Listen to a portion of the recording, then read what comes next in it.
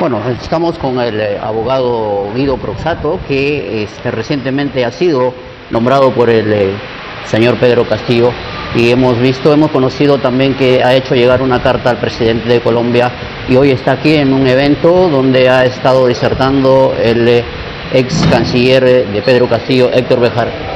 Doctor, buenas tardes. Buenas tardes. Cuéntenos, usted ya ha sido prácticamente autorizado por Pedro Castillo para representarlo en los organismos internacionales. ¿Cuáles son las acciones a tomar en el corto mediano plazo?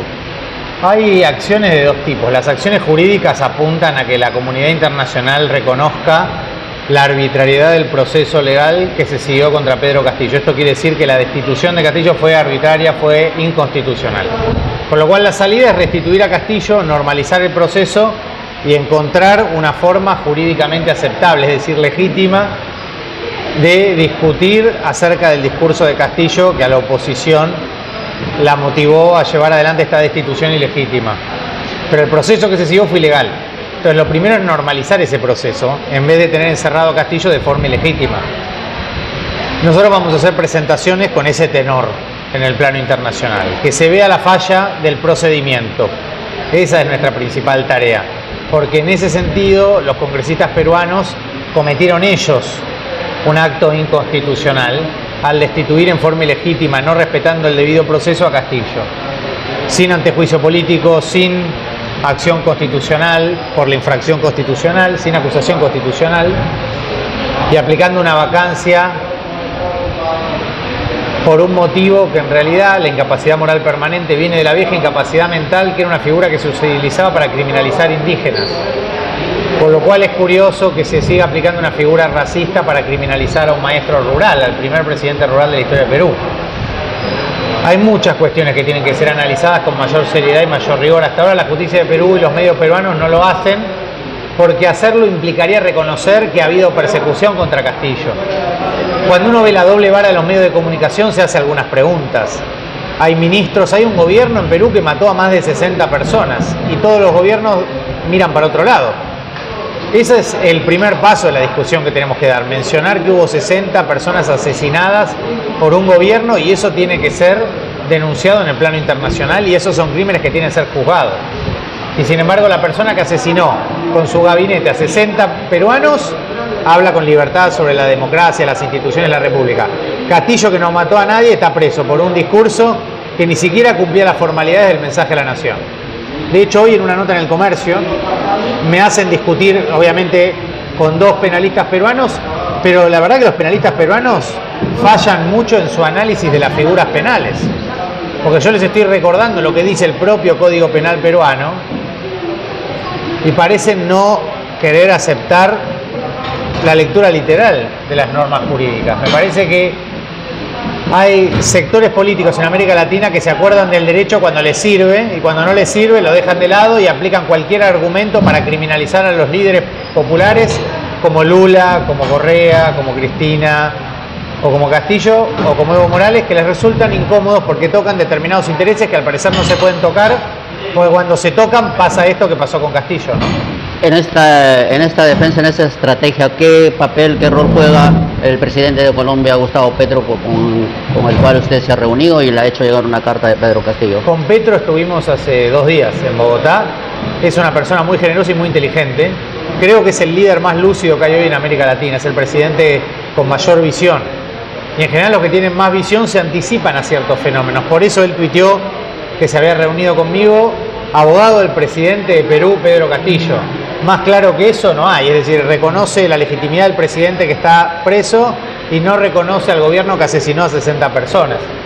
Creo que lo más importante es que todos los gobiernos de América Latina sintonicen con la misma postura que tiene López Obrador en México, o que tiene Petro en Colombia, o que tuvo Evo Morales en Bolivia, o que tiene Correa, o que tuvo Boric, el presidente de Chile, en la CELAC en Buenos Aires, cuando levantó un libro a Abelardo Ramos y dijo que Castillo, y que lo que pasaba en Perú era grave, porque además no se respeta la democracia en ningún sentido. No solo hubo 60 personas asesinadas, hay prisiones preventivas ilegales masivas y discrecionales contra jóvenes estudiantes de las universidades de Perú.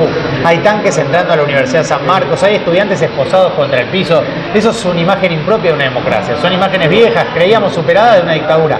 Es que lo que hay en Perú es una dictadura, no es una democracia. Ese es el problema.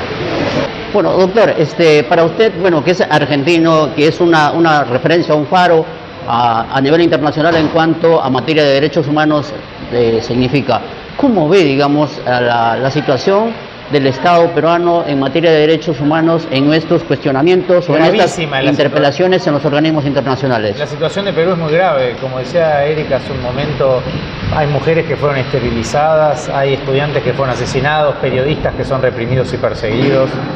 Se violan garantías de estudiantes, se los priva de ir a la universidad, se les requisan los libros, hay prisiones preventivas eternas y masivas, sin condena y sin acceso a los abogados, se coarta la comunicación.